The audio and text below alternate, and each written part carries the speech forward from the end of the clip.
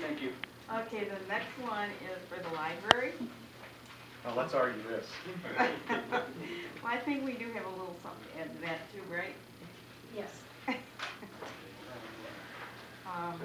Besides the missing portion of the sentence, I think here again, we would like to add to this with approval of council the additional period. Right? Yes. And this is for, I don't understand the canine part. For fleas? It's a dog.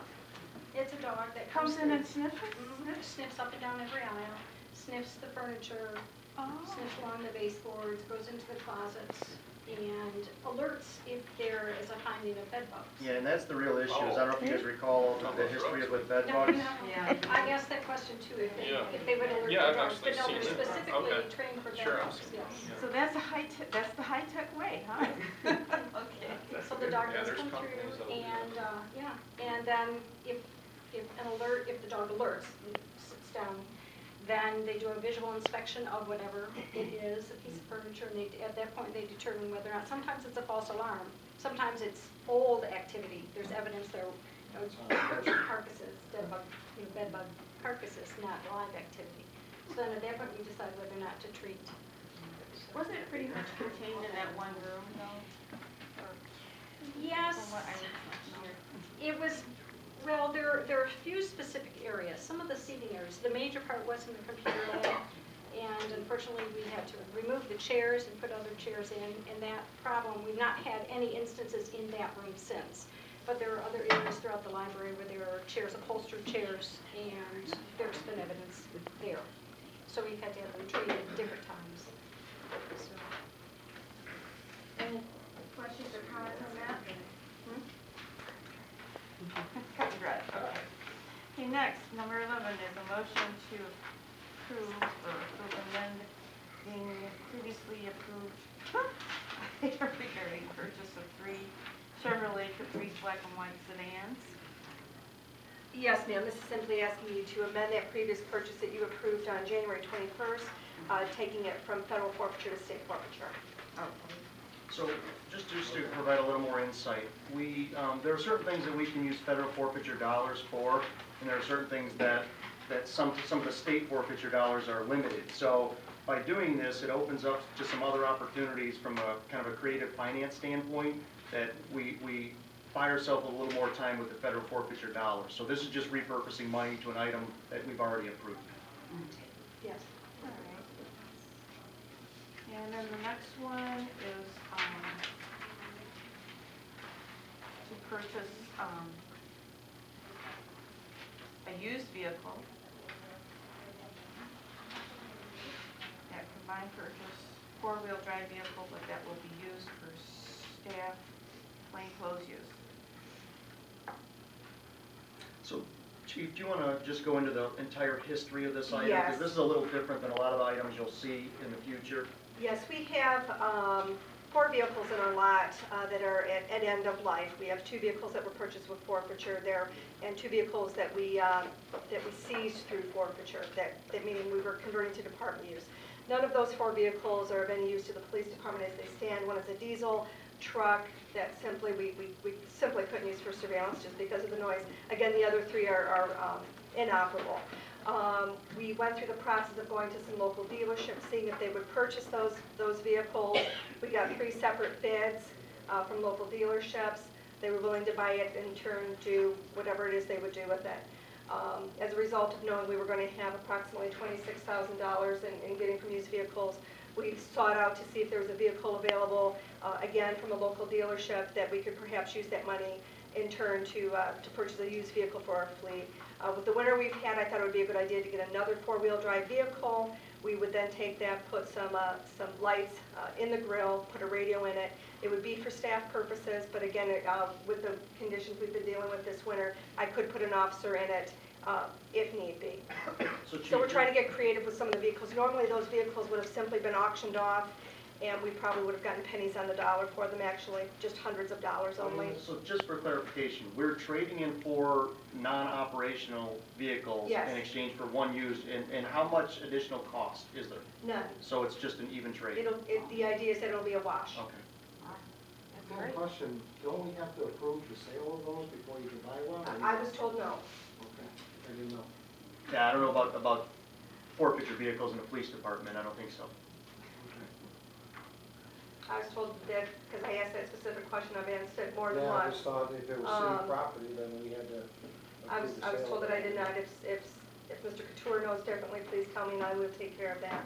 They were actually part of the bid itself, correct? When you No, we traded it separate. We treated them separately because they are forfeiture vehicles. I have to track each one separately so that if we do get audited, we can show the path and the audit trail of that particular vehicle, that the money was put Okay. back into federal forfeiture and whatnot. Okay. State forfeiture in this case? Yes, sir. Okay. Okay, the next one is for, number 13 is for 7 2014 Dodge Chargers. At $24,192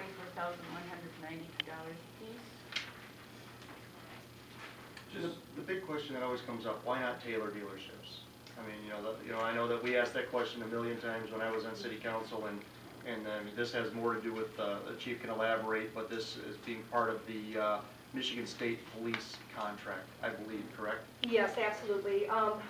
What we did in this sense is that every year the Michigan State Police, which is a statewide agency, they do bids throughout the entire state for whatever vehicles they may own, which includes the Charger, the Caprice, many different models. And then whatever dealerships that carry those models, they all put in a bid. They select the dealerships from there. And what they do as part of their contract is they allow municipalities and townships to piggyback off of those bids, saving us the work of having to go through the whole bid process, and we're getting the state's lowest bid at that point. So we contact the state, we asked who received your bid this year for the Dodge Charger. They gave us, I can't remember who they gave us, but gave us that dealership. Snepcamp, I'm sorry, thank you, sir. And we did the same thing for the Caprices, which was Berger Chevrolet out of Grand Rapids. So that's how that process works. If not for that, we would be going through the mittens system and getting a vehicle from Owasso or Ishpeming, wherever, and rather than the city, unless Taylor Chevrolet or somebody had bid low enough. How'd you pick those cities? Just out of I like the way they sound. Did we take part of some, all of a sudden I'm seeing state forfeiture funds, did we receive some sort of? No, we have quite a bit of money left in our state forfeiture fund, and Oh, that's okay. what historically, we have always purchased our vehicles from state forfeiture. We have Okay. never had a line item, as far as I know, in our budget to purchase vehicles. We've always paid for our own vehicles and equipment out of our state forfeiture, and we haven't purchased vehicles in quite some time. Just so you know, just to elaborate a little bit more, these 7 Chargers are going to be used. We're reinstituting our traffic bureau starting today. We have 3 to 4 officers we're putting in there who are going to be doing nothing but traffic enforcement. And again, as part of our regular traffic detail, 4 to 5 of the vehicles that were devoted to that, again, are at end of life. Those need to be replaced with charges, as well as these as well as 3 charges being devoted to the traffic bureau. The traffic bureau will be straight time, correct? Yes, Okay, those are their full-time duties. okay. So, and of course, that accomplishes a lot of goals that we want to Sure, accomplish. It puts, absolutely. presence on the streets, there's revenue opportunities, there's the value-added stuff of the random stops. Right. There's such an upside to this. We previously deleted a request, I think, for some Chevy Caprices. Yes. And now we're on to Chargers. What's the, I know there was some talk in that last item about they were test drove and, officers like this vehicle versus that vehicle. How do we select these 7 vehicles? We are still going with the Caprices for regular patrol because they are larger, especially when we put 2 officers in the front seat. They are larger. When the Caprice opens up, the door span is larger. And again, they're going to be more likelihood of transporting prisoners in the back of the Caprices. The Chargers were their second choice. Given the duties they're going to be assigned to, talking to the officers who do the traffic stops, they did like the Charger, smaller turning radius, more compact vehicle, and they have also I'm sorry? Faster. faster.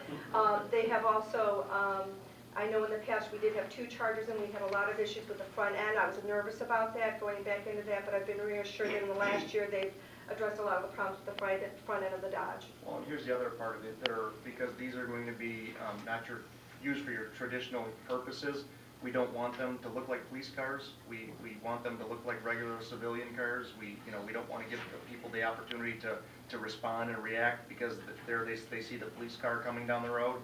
So that was one of the main reasons that that the chief really. This took a lot of lobbying with the chief to convince her to go to the Chargers, and she was sold on the Caprice. So we're going to have other. It's not going to be one color. There's going to be a couple No, we'll have different colors. several different colors, and that's just for tactical reasons.